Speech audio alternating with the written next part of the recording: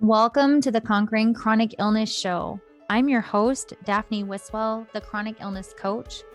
And each week, I'm going to be bringing you stories, strategies, and sparks of hope that I pray will encourage you on your journey through life as a conqueror. If illness, mindsets, or other obstacles have held you back from living the life you desire, and you've been looking for real hope, real strategy, and real connection, then you've come to the right place. I'm so glad you're here. Well, welcome to this episode of the podcast where I'm really excited to welcome Annabelle Bateman, who is a friend of mine from Australia.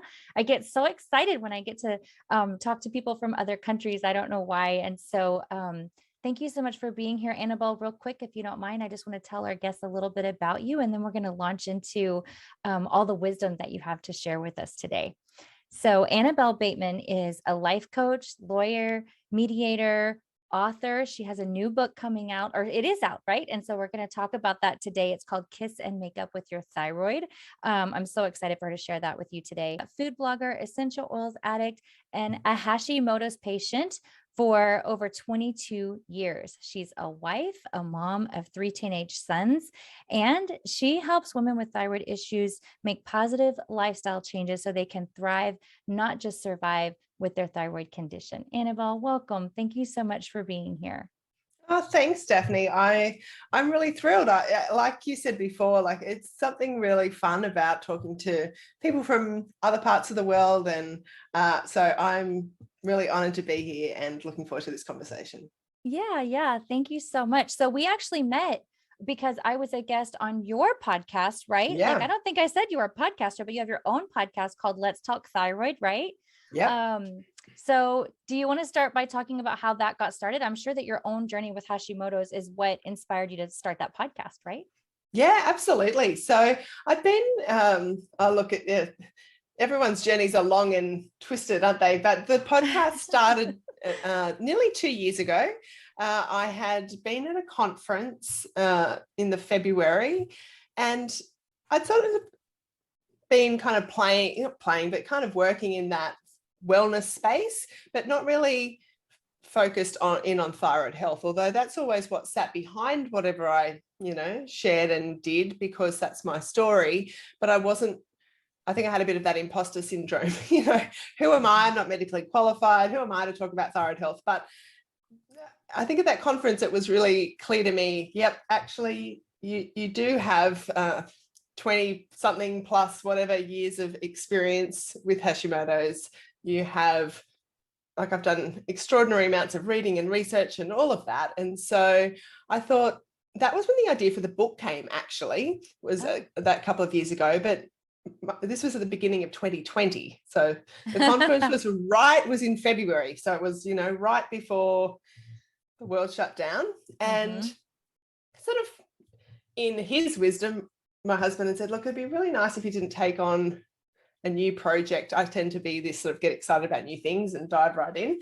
For the first 6 months of 2020, I'm like, yeah, all right, that's fair enough. I had my youngest son starting high school, and I thought, yeah, it'll take a bit to, settle him in. And my oldest one at that point was going into year 11, sort of that pointy end of high school. So, but I thought, I can think about the book. I can think, in 6 months, I'm not doing anything. I can think and I can plan, and I can, but then I came up with the idea of the podcast. And I thought, I think that would be a better starting point immediately than the book, because I can talk a bit like you're doing, get people's stories, talk to people. So my podcast has a bit of a mix of, I guess, me sharing my experience, interviewing experts from around the world and different aspects of thyroid health, and people just sharing their stories. Yeah. And so I thought that's probably a better place to start than launching straight into writing the book. So that was the middle of 2020. And I've loved it. The podcasting experience has been lots of fun. I have met amazing people like you from, I'd like to say, all around the world, and that's true, but a lot of my guests have been from the United States. So I feel like when we can travel again and I can get there, I can actually meet everyone in person, maybe at one point. That would be really nice. But the podcasting has been lots of fun.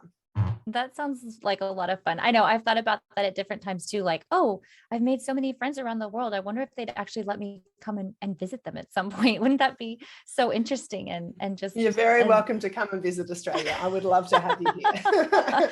okay, we're going to make a plan for that at some point in the future. Mhm. Well, would you go back and talk a little bit? Because I know you've shared your story on your podcast, but this podcast is all about stories, strategies, and sparks of hope. And so I'm just really excited for you to talk a little bit about your own journey with Hashimoto's, because you're such an inspiring person in the space where it comes to thyroid health. And so would you just talk to people a little bit about what it was like at the beginning of your journey, how you know, even realize that you had a thyroid condition going on. And then, you know, from like a synopsis, right, of the last 22 years of how you've gotten from there to where you are now. Yeah, absolutely. Let's have a little drink. So I was diagnosed when I was 22, which was back in 1996. And at that point, I was in my final year of university. I was doing a law degree. I've always been a fairly driven person, so I was just pushing through, I had a couple of part-time jobs, was involved in youth ministry at my church. I was sort of a busy person, but I was tired. But I just thought that was normal. And it got to the point where I guess the trigger for me going to get some blood tests and to figure out what was going wrong, I didn't know what was when I couldn't wash my hair because my arm, the muscle fatigue in my arms, I was just like to wash and dry my hair. And I've got short hair now, but it was long back then. I was like, oh, this is exhausting. I'm thinking, I don't think that's normal.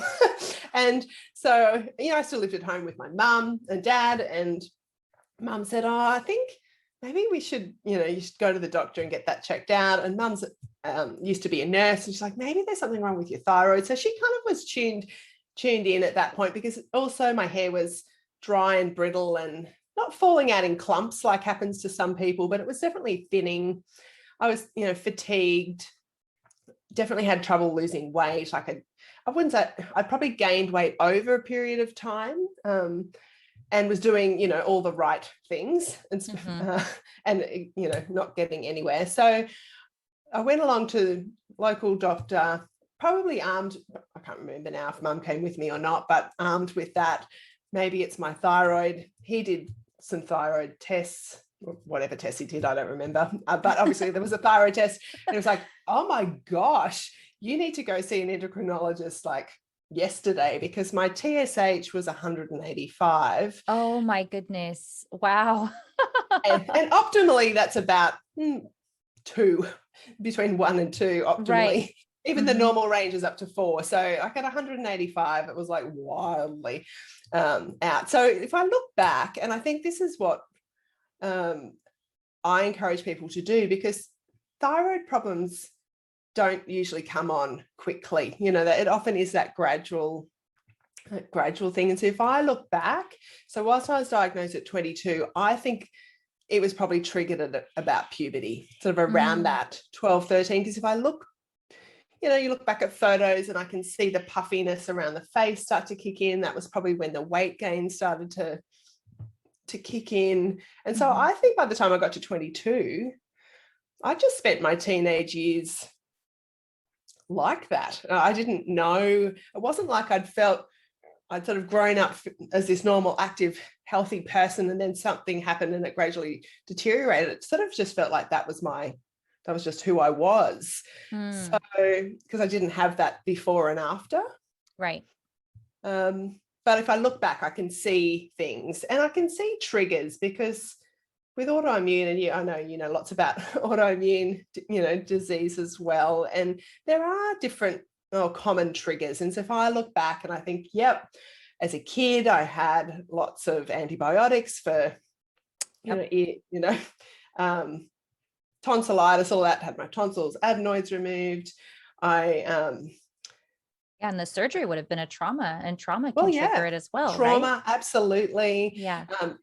Hormonal shifts is a common trigger for Hashimoto's. So that's why I say around that puberty age.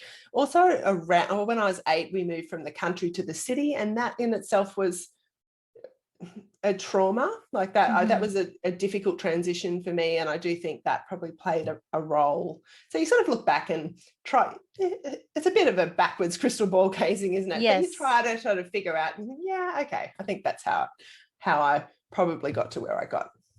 Yes. Well, something that you said that I think is very interesting is you talked about how when you got diagnosed when you were 22 and you were very busy. You had a lot of things that you were doing. You've always been an ambitious person. And I think, am I correct? Did you do a podcast episode about type A personalities and the tendency for them to have thyroid conditions? Yeah, I did. Yeah, I did. Yeah. Can you tell us a little bit about that? Because I tell people all the time, I'm a recovering type A. I love to get things done. I love lists. I love structure. I love projects, just like you. I think it's interesting that we have that and Hashimoto's in common. So, what would you say to someone listening who is dealing with fatigue or thinning hair or muscle weakness or whatever, and never has suspected a thyroid condition, but they are also type A and very driven? Just give us a little synopsis of that podcast. And also for anyone listening, I'm going to link that show in the show notes, because I think it's really important for people to go listen to that. But will you tell us a little about that now? Yeah, absolutely. So firstly, I would say if you're experiencing those types of symptoms, you definitely need to go and get a full thyroid panel, which is more than just the TSH. So TSH is your thyroid stimulating hormone, and that's the most common first thyroid test, I guess, that most doctors run. And it seems to be a fairly global thing. So it's the same from all the guests I've spoken to in the States. Even I spoke to some, my next podcast is about to come out is a guy in the UK. It's the same there. So I think this is a global problem. Where they only test TSH, right? It's so infuriating. I'm so glad that you're bringing this up. Yeah. And so the guy that is on the next podcast, his name's Marek Doyle, and he's a nutritional therapist. And he was saying that really the data came out in the 1970s that TSH alone was an inadequate test for detecting I think Hashimoto's, but well, I guess that would probably make sense. I can't remember if it's just thyroid, underactive thyroid generally, or Hashimoto's, but probably the Hashimoto's. So he's saying it's really unacceptable that we've got 50 years of data saying TSH alone is not adequate, and yet that's still the main. That's crazy. It is crazy. So if you're going to go to the doctor, you want your TSH, your free T3 and T4, but it's the thyroid antibodies that are probably the most important in that early detection, because it's possible that you've got thyroid antibodies, which means that your body, basically your thyroid is being attacked in that autoimmune sense. And it might be that there hasn't been enough destruction to the thyroid gland that it shows up in the hormone levels. So your TSH might still be normal, but yet you've got some underlying autoimmune destruction going on. And so then there's lots of things you can do to help with that. So I say that's the first thing. Definitely go get tested, a thorough panel. You can pay for them privately. I know you can do that in the States. I know you can do it. Yeah. So if your doctor refuses, you can do them privately. I mean, here, I think it's a few $100s. It's not, it's probably more. I know your health system is a lot more expensive than ours is, but it's definitely worth doing that if you've got those symptoms. Yes, and have a good look at the common Hashimoto symptoms, because there's more than, I mean, I've sort of identified 30 common ones that I sort of often talk about, but there's lists of hundreds. So, but they're the common ones, aren't they? Fatigue, weight gain, brain fog, constipation can be a really common one. Yes, something that people probably don't like to talk about, but it's like, if you've got that going on, take a look at your thyroid. Yeah, that's right. Because you think if your thyroid's underactive, everything slows down. So that's all of your digestive process, just the muscles that are helping, push the food all the way through. Right. Everything gets slowed down. So, and I think the other thing that I've heard people say is a really common symptom is that something's wrong, but you can't quite put your finger on it. Yes. Yeah. So yeah, go get tested. You asked about I've called it the thyroid personality. I mean, that's interesting. That's just my term. I mean, and obviously there's not, this isn't sort of backed up with lots of evidence, but there was a study done, and I talk about it in that podcast actually, and I've popped it in the book because, I mean, I'm no medical researcher, but I could only find one study, and it was a study done though on type 1 diabetes. So you'll be interested in this one. Yes, Daphne. I remember this episode, so I'm excited for you to share this part too. So it was a French study, and they looked at type 1 diabetes, and they used people with autoimmune thyroid conditions. So that was both Hashimoto's and Graves. So Graves is the hyperactive, and type 2 diabetes. So they were looking essentially at the autoimmune versus the non-autoimmune from the diabetes perspective. Okay. But they used the autoimmune thyroid as like a control. Okay. And what they found was that there is a difference between the autoimmune and the non-autoimmune. And it was backed up by, so in terms of the diabetes, and also then that was backed up by the autoimmune thyroid, in that they were looking at personality assessments, and there was a definite trend that those with type A personalities had more of a tendency to have the autoimmune, so type 1 diabetes and autoimmune thyroid conditions, compared to the type 2 diabetes. Wow. And see, that's so fascinating to me, because you already know this, but my son was diagnosed with type 1 when he was only 2 years old. And he is more type A, I think, than my other children. He was the child who was always like, what time are we leaving? And what, he wanted to know the schedule and the routine and the plans and all of those kinds of things. But I'm like, really, that early? Like, I don't know, but there was a trauma, so, but I think it's fascinating that you found that study and that you shared that research, because there are so many things about autoimmune disease that we can't control. But what would you say to someone who does have that thyroid personality? And obviously you can't control the way that you're created, right? Yeah. But there are things that we can do to sort of calm down our brains and slow down our routines. Like, what would you say to someone about like how they can modify their lifestyle, even though they have that personality? Yeah. So I think it's being aware of it and the connection in with your health first. That's really important, because, those of us with that, type A driven personality, it's the stress that causes. That's the problem. The personality in itself is not a problem. I mean, I know you believe this too. Like, I don't believe that we're created wrong.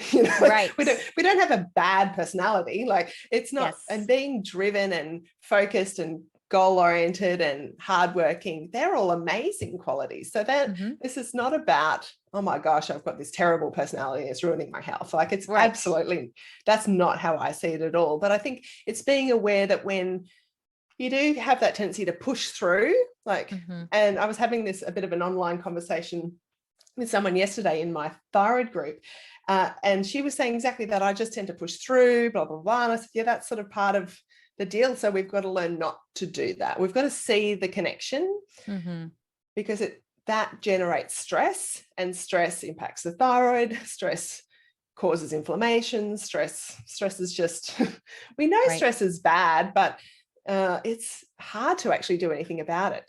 Well, we talk about it more than we do things about it, because it's hard. It sort of sounds simple. Oh yeah, we'll just reduce stress, we'll just manage stress, but it's hard to do. So I think being aware of the connection has been really helpful for me. Oh, okay. If I push through, and say from an exercise point of view, like I used to be the boot camp boxing class. If I'm going to do yoga, it's the Bikram hot yoga, and I'll do a 30-day challenge, because if I'm not nearly vomiting and I'm not sweating all over the floor, well, really, what's the point? That's so funny. But now I'm like, but I've learned, I can see now the connection to how that had impacted on my health. So that's really important. So I do think then it's about using our personalities to our advantage. And so, if you are that sort of goal-oriented, driven person, then use that part of your personality to do the research into all the different, aspects of managing a chronic illness well. Then, make your goal to be the best unwinding person that you can. Like, just play with it. Like, we're good at often at that setting goals, writing lists, but just Yes. maybe have 2 things on the list and not 20, or Mhm. have 20, but have that mindset that, look, I know I've got 20 on the list, but realistically, getting through 2 things is probably enough. And I Yeah. think the more we push through, the more stress we cause, the more damage we end up doing to our health, and then we'll end up crashing and burning and doing nothing. So if we Yeah. can pace ourselves, use that personality to our advantage. I Yeah. love that. I love that so much. And I love that you said that, use that part of your personality to set goals for be the best unwinding person, I think is what you said. My husband, I told him at the beginning of this year, I was like, okay, I really need to get better about this because I am driven and goal oriented. I have so many things that I want to do, but I really care about my health. And so I know that I can't be pushing through all the time because of the stress that it creates in my body. And so we have a goal this year that every about 6 weeks, 4 to 6 weeks, we're going to take a little mini 3-day getaway and just go spend time in nature. And so we just got back from one last week and it was just incredible. And I thought, okay, our kids are all grown up now, so we can go do things like that and not have to worry about childcare or anything. And yeah, so it's just been a fun way to unwind this year. But I wanted to ask you, related to that, like, have you ever had a season in your life where, or is it something regularly ongoing? Like, I need real accountability for that. Do you ever find that you have to ask your husband for accountability? Like, I want to not work after these hours, or I'm not going to work on these specific days, or whatever it might be, to kind of hold you to it? Or are you pretty good about holding yourself accountable? Well, that's a good question. It probably is. I've done a bit of both, and Mhm. I'm still a work in progress. So Aren't we all? by no means have I nailed it. And look, I think my husband's probably falls into the hardworking. He probably falls into that person. Nah, aspects of that personality as well. He doesn't Mhm. have any chronic health issues, or Mhm. and hopefully he won't. But so sometimes we kind of not a great combination from that point of view, because if he works, I'll work. Right. But what I have done from time to time is set. I found at one point, maybe a couple of years ago, year or two ago, I was just spending way too much time on social media, which I probably still do. But at that point, it was creeping into the evening, which has always been our kind of time together. And Mhm. so I just set, I think I set blocks on my phone that I couldn't access social media after a certain period of time. And that just have helped me rein that in. Now, That's I so don't good. have those blocks on at the moment, and that could probably do with adding them back in. So I think that's that ebb and flow, and it doesn't have to be one thing forever. It can Mhm. just be, okay, right now I need some extra boundaries around this particular aspect. Right. Yeah. So, Yeah, that's good. hmm. Okay, I want to talk about your book. Yeah. It's called Yeah, kiss and make up with your Kiss and thyroid. Make Up with Yeah. Your Thyroid. Yeah. But okay, so tell us about it. It just came out how recently? Like within the last couple of weeks. Uh-huh. So yeah, very recently. I think people are only just getting getting their copies now. And yeah, so it's still very hot off the press. That's exciting. Yeah, I think I saw a Facebook post where you shared that someone in the US actually just got their first copy, maybe last week or something, right? Yeah, that's right. So it's available on Amazon. So the amazing thing about that is that you can buy it from all around the world, and they print it locally. So like if you were to order it in the States, there's a local printer. Mhm. And so it's not actually physically being posted from Australia. So Okay. yeah, so that's, I mean, I've got some locally printed here in Australia that I can, people are in Australia and they want to buy it, they can buy it on Amazon or from me. But yeah, I love that. That was why Yeah, I was really that's keen to go down that path, because yeah, like you can be anywhere around the world that you can buy from Amazon, I guess, and get it, and it's printed locally, delivered locally. Yeah, so it's great. yes, I can't wait to get my copy, but will you tell everyone kind of what they can expect if they order the book, or what kinds of things you're sharing in there? Yeah, absolutely. So it feels a bit like a life work in a sense that it's it's not it's not based around my story, but there's a lot of my own personal experiences in there. And it's all about the lifestyle aspects that we can implement to help support our thyroid health. So I'm not medically qualified or trained. So there's not information in there about medication and all of that. I've got a chapter on thyroid basics, so a layperson's understanding of how the thyroid works. Some of those things that we talked about before, like common symptoms, core blood test to ask for. So it's just the basics, because the thyroid system is complex, and I don't profess to understand it completely, but I think it is important for us to have a basic understanding and to go over that basic understanding regularly, because our thyroid problems can happen at all different parts of the thyroid process. It's not just the thyroid gland. So there's a bit about thyroid basics in there, but the bulk of the book is centered around what I guess identified as 4 core lifestyle factors. So mindset, unwinding, food, and low tox living as being, they're pretty common denominators for people with thyroid conditions and chronic health. Pretty much all autoimmune diseases, my understanding, will need to address those 4 different pillars at some way and in some form, because we're all different. It's a tension, because we all want that perfect thyroid protocol, or here's the ultimate thyroid plan. Yes, this is exactly what you need to eat or not eat, and it's so different. And I would love to have written that book. I would love to say that this book is that, but no book is that. You can't have that, but you've got to start somewhere, and I've tried to write this book as that somewhere. This is a starting point. It's designed to give you a taste for the different elements you're going to have to address over a period of time in some way to come up with your unique thyroid friendly lifestyle. Because exactly what you do, Daphne, is slightly different to me, but will have some common themes. And so I'm not trying to tell anyone, here's your perfect plan. But what I am trying to do is say, look, these are the things that you're probably going to have to at least look at over a period of time. And it is time, because we live with this forever. We don't have to do it all at once. Right. You can't do it all at once. It's like an onion. You peel back a layer and another layer and another layer. And yes. But you can't put your head in the sand either and just take your thyroid meds and everything will be fine, because, well, it might be fine, but you're probably not going to thrive. Yeah. What would you say to people who have that mindset that, well, I found out I have this condition? Because I think that's a lot of people, right? I'm just going to take my thyroid hormone and this is all I need to do.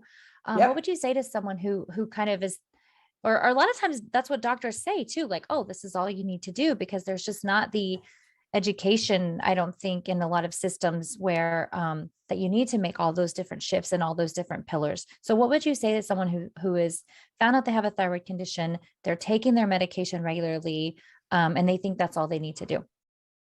Yeah, I would say, well, it's just not true. And that's the hard truth. I mean, I take my thyroid, I've been on thyroid medication since I was 22. So I'm not anti-medication by any stretch. What I often say is, if I didn't take my thyroid medication, I'd be dead. But if that's all I did, I'd be miserable. Oh, that's a really great quote. because I think that's the conclusion that I've come to, because I know for me, and some people can get off thyroid medication, but for me, I don't, well, I'm at peace with taking thyroid medication, and I've tried the different ones over periods of time, and I'm back on the standard levothyroxine synthetic replacement. But I've done a lot of work on my gut health and liver health and like all those other things to help that conversion of that T4 into T3. So that's, I think what I'd say is, and I talk to people like that a lot. Oh, but my doctor said that's all I needed to do. Well, that's all my doctor said I need to do too, but it's just not true. And if you feel amazing, are you sleeping well? Have you got no brain fog? You're at a healthy weight. You haven't had any trouble losing weight. Your joints are okay. Your muscles are fine. You don't get cold toes because you circulate. If you don't have any symptoms and all you're doing is taking your medication, well, more power to you. Like how, like that's amazing, but you are an exception. Right. Yeah, I agree. And I would even add to that list if your blood sugar is balanced, because, recently I've been studying 100%. so much about how there is a really strong connection, which it makes sense, right? Because the pancreas and the thyroid are both parts of the endocrine system. And there's such a powerful connection between blood sugar balance and thyroid health, which is actually a lot of the times why people struggle to lose weight when they have a thyroid condition, because they don't realize that they have an imbalanced blood sugar. Yes, absolutely. So, Yes, I have heard. Yes. I mean, you would know far more about that than me, but 100%. Well, I don't probably actually. I've just in the last year or two really been diving more into that research because of some of my own like new struggles that have popped up, and I'm like, what is going on? Because I teach this stuff and I've been doing it for so long, and just finding out like, oh, it's my blood sugar. Like, had no idea, because all the standard testing that they did said, nope, that's fine. Nope, that's not an issue. So I just start testing it daily, regularly at my home on my own to just get a really good picture of what that looks like. So I just had to add that in here because I think that's something too that you don't really, well, I kept saying the symptoms were because of my thyroid, the fatigue and the hair loss and the weight gain and all, I was blaming my thyroid for all of those things. And when I found out that, my numbers were all pretty decent, but it was my blood sugar, I was like, oh, wow, that's really eye-opening, Yeah. So I think we've just got to keep asking questions. And I suppose that's exactly, for the person that is just taking their medication and thinking that that's enough, maybe that's, start doing some reading, listen to, well, my podcast, often I say like that now there's so much wealth of information in there. Go listen to some episodes of the podcast. It's free. It'll, cost you a bit of time, but put it on while you go for a walk or you're in the car or you're cooking dinner or and just start to think and ask questions and maybe write your medical history and, just keep track of how you're feeling, because I think the better we get at asking questions and like you're saying, oh, I still don't feel right. Like everything says I'm okay, but I know I'm not okay. And I know I'm not crazy. And you're not crazy. And so if you're taking your medication and you've still got any symptoms, then I think that like you say that your podcast is all about sparking hope, which I completely love. There is hope. Like the hope is just keep digging, keep asking questions, keep looking for information, trust your instincts, do the work. That's so good. I love that you said that. Yeah. Cause one of the last questions I was going to ask you was like, what would you say to people to spark hope in their journey? And so you just gave us that. I love it so much. Thank you. Yeah. Okay. I guess one last question would be, tell us a little bit about, just tell us what your life looks like now. So you've been on this journey, you've had this diagnosis, you've implemented all these changes, right? So what are you loving about your life right now? Oh, that's a good question. So I think I love, from a thyroid health point of view, I'm just in a good place. And I think that's taken years to get to that point. So I suppose I just feel like life is normal now, whatever normal is. And I know things come and go in waves, but what I'm loving is being able to give back. I love to be able to share information, share what's worked for me. And so I think that's probably where a lot of my heart is around. All the things that I do is about giving people access to a whole lot of information that when you go back 20 something years ago when I was first diagnosed, it just didn't exist. We didn't have Google to research, there was none of that. So I love being able to give back. I love hearing people stories and, what's working for them. So I think that's a real privilege to be able to have any kind of influence in somebody's health journey. And that brings me a lot of joy. Oh, I love it. Well, thank you so much for agreeing to do this interview and coming on this show to bring hope to people and just share everything that you've learned. And I'm really excited. And I hope that everyone who hears this episode will go out and buy your book and just start peeling back the layers of that onion in their journey. So thank you so much, Annabelle, for being here. Thank you, Daphne. It's been a complete pleasure. Thank you for listening to the Conquering Chronic Illness Show. I bless you to know that you are more than a conqueror. And if you'd like to get around other women who are on a journey to developing that identity for themselves, that identity of conqueror, then you're invited to join me in my totally free Facebook group called the Conqueror Community. It's a place where you can connect with like-minded conquerors, women who are on a journey of conquering all the things that are threatening to stand in the way of the abundant life Jesus promised them. When you gather in a community of women who are encouraging and uplifting and supportive and full of hope and their own testimonies of conquering, then it fuels your faith to keep going on your own journey. So I hope that I'll see you there.